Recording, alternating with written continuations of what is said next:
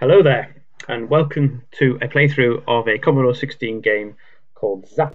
Now, when I was a little boy, the first home computer I ever had was a Commodore 16. And the Commodore 16 came complete with 4 games. It was the Commodore 16 starter pack, and a couple of manuals, programming books, and so on. And the very first game that I loaded up was this little beauty. So, what is XZAP? Well, XZAP is a shooting game where you control this little Pac-Man figure, and then the idea is to shoot all the little icons, sprites, whatever you want to call them. This is really made for the Commodore 16 because the Commodore 16 didn't have some of the sophistication that the Commodore 64 had in terms of sprite handling. But what it did have was more colours. So this is a perfect example of the Commodore 16 at its best. Now, as you can see, the different sprites, characters do different things, and the manual had a lot of details. There's about 15 different character types, and they all do something slightly different. So the little heart things are just cannon fodder, basically. You just shoot them. The boxes with numbers in them, they have a countdown timer inside of them, and when they get to a certain point, when they get to 0, they emit a force field, and if you're caught in the force field, you lose a life. If they're green, you can shoot them on a side which is solid. And I've just lost a life, as you can see. Oops-a daisy. And then you're meant to do them in a certain order, so you do the green ones, and then the next red one turns green, and so on and so forth. So as you can see, the game design is quite intricate, even for a Commodore 16 game. We've already had the level design changed, and because of the way things are laid out with the blocks, it's quite difficult to get in and out of certain locations. It's also a very busy game. You've got to keep your eye on all of these block sprites to make sure you don't get trapped in the force field. So it's a toughie. I do remember wasting a lot of time on this game. It gets very, very difficult as you move up the levels, and I've never got even close to completing it. Certainly not on the original Commodore anyway. Maybe it's with emulators and saving statuses and all that sort of thing, I might be able to get close, but no, very, very tough game. Also requires a lot of patience, because if you chase these sprites and then they do the force field thing, you can get yourself into a lot of trouble. So this is level 4, so we're back to the original design. Ah yes, I remember these little boomerang sprites, whatever you want to call them. So when they're multicoloured, you can't shoot them. Your shots just go straight through. But when they're black, you can then shoot them. So again, it's all about timing. Also, some of the sprites, if you hit them, you die. Some of the sprites, although you're invulnerable to them. So, for example, the red ones, the red blocks, if I remember rightly, although I'm not going to try it just now, you are okay if you touch them, but the green ones you aren't. Oops. So yes, that was good. So let's see what I can do about that black one. There we go. Also, there's some intelligence in these blocks as well. They don't just wander around the maze. If you continue to fire near to them, they will wait as long as possible before moving on to the next square, which is a really, really clever feature again for a Commodore 16 game. Artificial intelligence, not a new thing, boys and girls. Oh yes, different design. So that little spidery UFO type thing, you can't kill it. You just have to avoid it because it's coming for you, and there's nothing you can do. So you just have to make sure you stay out of its way. Rather annoying.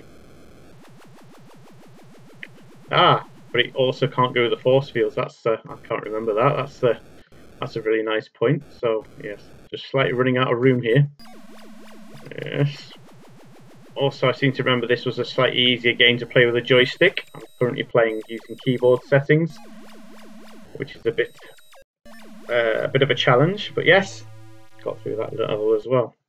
So as you can see, there's lots of intricacies with the game, even though it's a relatively simple game in terms of design. Now we've sped up a bit here. I don't know if you can tell, and that little annoying UFO is after us again. But already, as you can tell by the number of hearts I've just destroyed, I'm getting my sort of knack, if you like, trying to remember how to play it. So he's after me, so I just need to get out of the way while still killing all the different blocks. So he's nearly gone. Yes, sorted. So yeah, that was quite a good playthrough. That right. So we've got another different level design. This is a bit like I don't know, like a forest. Same sort of thing. But the blocks, the countdown blocks, they're only two-sided. So that means that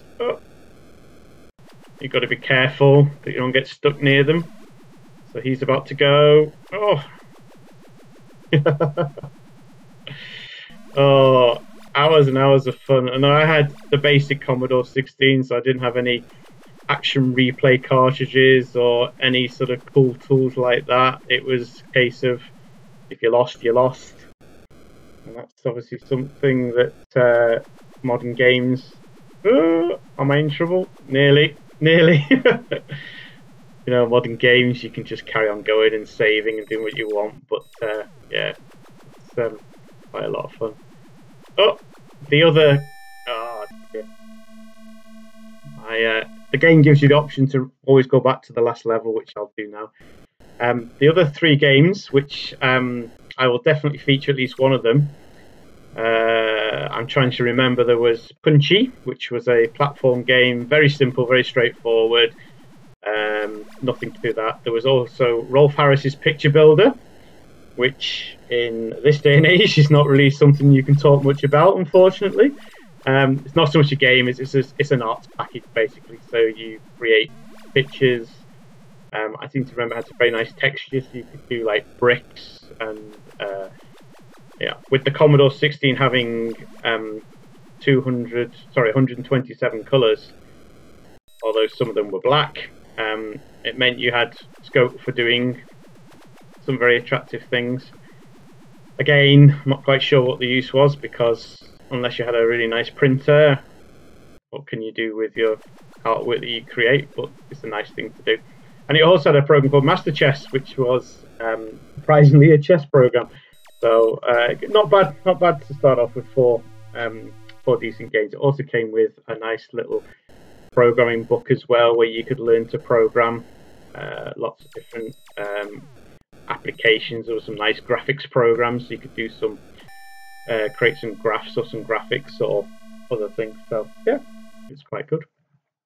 Right, I'm just going to see how far I can get on this one, and then I'll wrap this video up. There are so many different monsters, though. There are some that that you can shoot through. There are some that you can, you know, sometimes your bullets will bounce off them, sometimes they won't. There's just you know, some great differentiation. As I say, even in a fairly basic sort of game design like this, there's some really clever